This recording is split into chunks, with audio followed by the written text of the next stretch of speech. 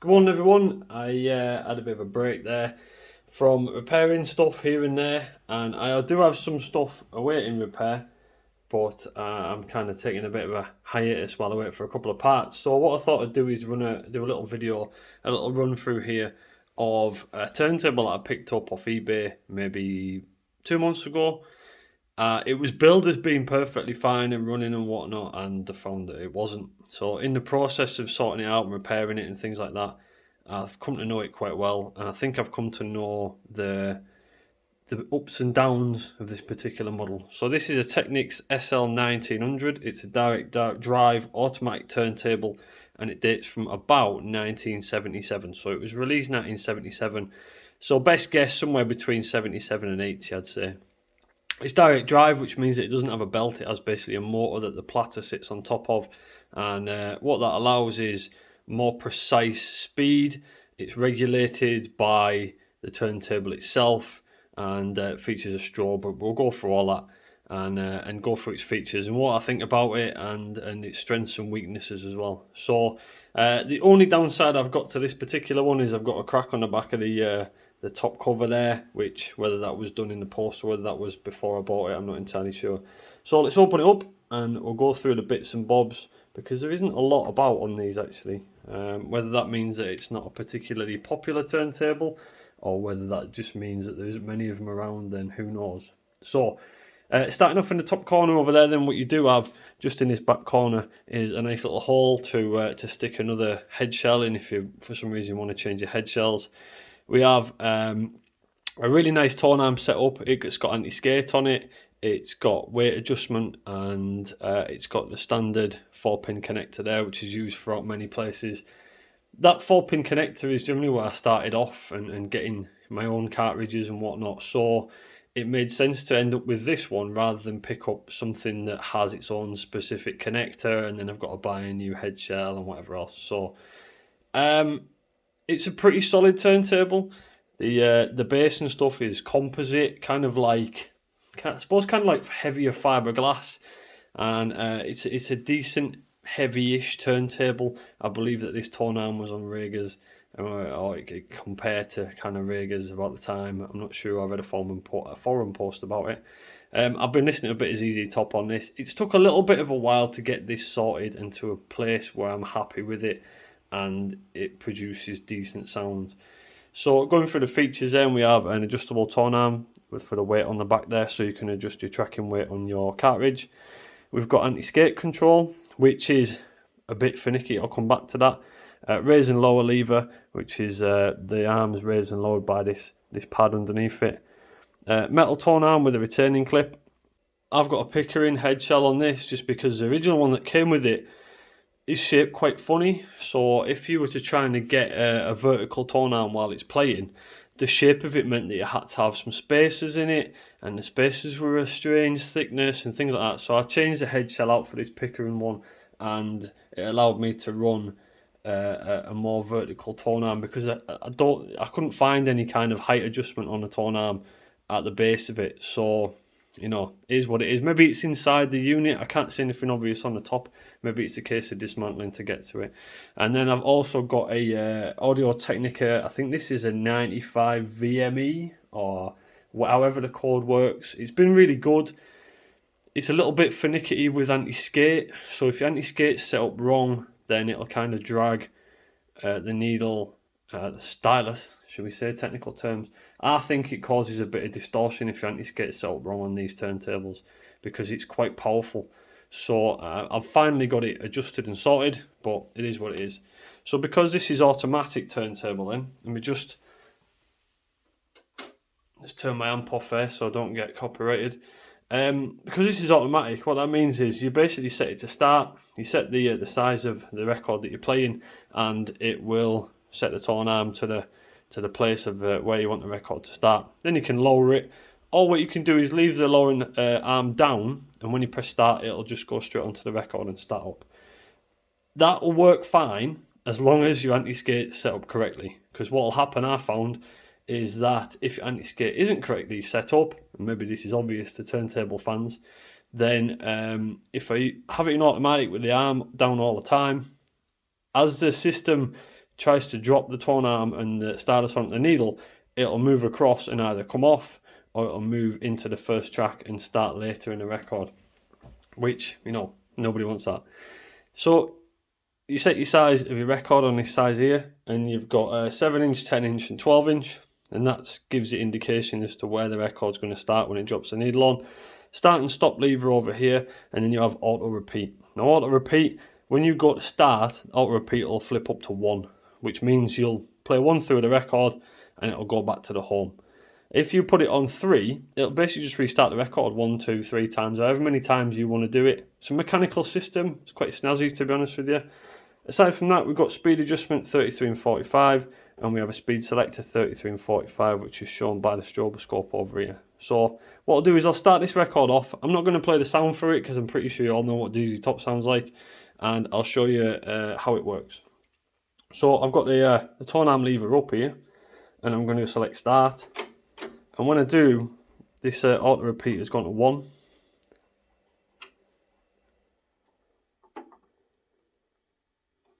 And because I've got this set up for 12-inch, this is where it's going to go. It knows where it needs to go. And then I can just drop the lever and it'll start playing the record. And that's the record playing there. So I'll just pop this back up. As you can see, the strobe works quite well. I think that's actually running a little tiny bit slow. And these are just adjusted on these wheels here. That's better. So as you can see there, our strobes on the top there, depending on what hertz your power is running at. If you're in the UK or if you're in America, depending on what hertz your power runs at, then you select the different notches on your platter there as to getting the desired speed. And if I change this up to 45 now, you'll notice that speeds up and you're looking at the top one, which again is a little bit slow. I generally don't play many 45s. And it's very fine adjustments of those two knobs there to get it where you want it to be. I'd say that's about right. If we go back to 33, you'll see these muddle up, and then the second line down will become more solid. It's pretty good at regulating its own speed, if I'm honest with you. I've never had any problems with speed on it. It takes away the hassle of it being a belt. And I wanted one of these for ages with a strobe on it. You know, it's this isn't a 10 grand system. This is just what I've got in the house and what I enjoy listening to. So for me, this is, I'm probably not going to change this now. This will be mine as it is until it sets on fire or something like that. So when you're done listening to the record, then you can either lift the tone arm up yourself or it'll lift it up for you, and then you flick that down to stop, and then the mechanicals will whiz inside. It'll reseat your tone arm, and then once it's down, it'll click off the power to the direct drive and to the strobe. And that's basically it. So let's whip off the record and have a look what's inside. From the top at least anyway, and then we'll discuss strengths and weaknesses. So it comes with a standard rubber platter mat, which is pretty solid if I'm honest with you. I don't particularly like them. I'm waiting on a cork one to arrive. This is just bog standard rubber. So it's pretty solid, it's pretty thick. I'd say it's about 5 to 6 mil thick, and it does the job. It's all down to personal preference with that, I think. So in order to remove the platter, then what you got to do is basically put your fingers in each hole there, put a little bit of downwards force in the centre, and then it'll just pop up.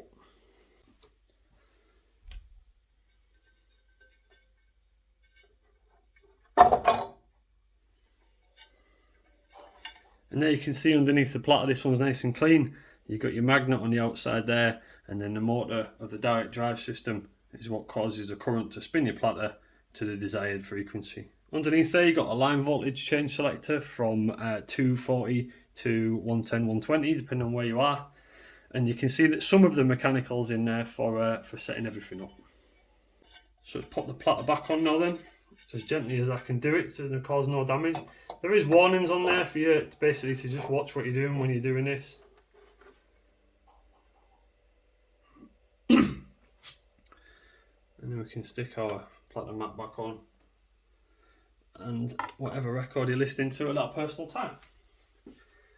So strengths and weaknesses then. It's a solid turntable.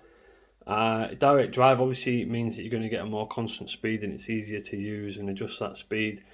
It's pretty good quality, you know, Technics. The tone arm is of average quality. I think this was kind of down to the lower middle of the line when this came out. Obviously, there's an awful lot of other Technics decks kicking about. 1200s, everybody seems to be the golden standard, but because of that, they command ridiculous prices. So I think this is quite a good middle ground for a reasonable deck. If you put a decent cartridge on it or a half decent cartridge on it, the original was a bit pants. I can't remember what was on it when I got it. I think it was an Autophon Duo.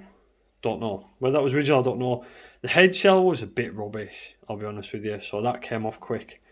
The good things about it, I'm a bit lazy, so I like the auto on it. I like to just press start and then I go and do whatever I'm doing and it'll do its thing, and it'll also return back to where it wants to be when it's finished. What else is good about it? Inside's pretty well made, all the mechanics and whatnot. Generally, from what I've seen on forum posts and historic information about these, they don't really seem to go wrong that much, and they're very solid. This kind of composite setup here, I think you could chuck it out the window and it'd still be all right later on, which kind of echoes the 1200s, you know. As I say, I've got an Audio-Technica cartridge on this. This is enough for me. I don't have a massive vinyl collection. I'm not an audiophile with silver fuses in my plugs, but this is pretty good. Weaknesses, definitely the anti-skate, and generally the tone arm is only a weakness because of build-up of grease. So the reason this wasn't working when I picked it up was that it's a very common fault seemingly with a lot of Technics turntables. About this time now, I mean, we're like, what, 45 years since it was invented? The grease gets all sticky and whatnot else, and the main places I've found the grease to be sticky in this particular one is the tone arm raise and lower, this kind of percussion pad here. That was completely stuck, just old grease, and it wasn't even dirty, it was just old grease turned into hard like glue, so it wouldn't raise and lower. The anti-skate system again was full of old grease, so it was, no matter where you adjusted it to, it wasn't doing anything. So I had to basically get underneath it, take the base off, clean everything out with IPA, and I think 12 volt vids or somebody, or even the Westlife did a good video on cleaning it out and re-greasing and stuff, so I'm not going to repeat that. And aside from that, I haven't had any other issues with it. As soon as you got that greasing sorted and gave it a general cleaning service with a little bit more lubrication, it's been working fine. Obviously, the numbers on the back of your weight there refer to the original head shell and the original cartridge. So mine's set at 0. It's actually not at 0. It's at I think I've got 2.1 grams on this, which is recommended for this cartridge. So that's a little bit of an interesting one. There's no real way of adjusting that if you want to zero it yourself. It's zeroed to the original setup, which is fine. If you're using some scales anyway, it doesn't really matter. But if you're not and you want a bit of completion, then fine. I'm missing a 45 adapter, which is what goes there, but I don't use 45s if I'm honest with you. I might get an adapter just to make it look pretty, but that's about it. Everything else has been pretty good. The wiring of the tone arm's good. It's got its own earth cable. The RCA output cables from it are good quality. You know, they're not rubbish little thin plasticky ones. They're good solid cables. I've felt no need to replace them. The original lid is very well made, I think. I think it's of a decent quality. The crack, I'm not sure what's happened there. I think someone's tried to put the lid down with the cable underneath it and it's popped it, but you can't really see it too much on this one. I'm not too bothered. You got yourself a nice direct drive sticker on the top there just to look fancy. But I'd recommend picking one up. I think I paid I can't really remember. I think I paid something like $160 for it when it was supposed to be in perfect working order. And I went back to the seller and I said, look, mate, I'm not paying $160 for this. That's kind of like where they are now for a good working one. I said, look, you can either have it back or we need to work something out. And I think he refunded me like 50%. So I ended up paying 80 quid for it. And the only repairs I had to do was the cleaning of the grease in the tone arm. And I do have another video of one other repair that I had to do, which was the stroboscope lamp wasn't working. That's a neon lamp. You can't put LEDs in it or anything like that. So it was a case of I ripped it out, had a look at it, and it was just a loose connection, so just a bit of dry solder, probably through heat or whatever, over the years. And really, I think that's all I've done to it. Everything else has just been general cleaning. I've not had to buy anything for it. I've replaced the cartridge in the head shell, but that's, a lot of people will do that anyway and put their own one on.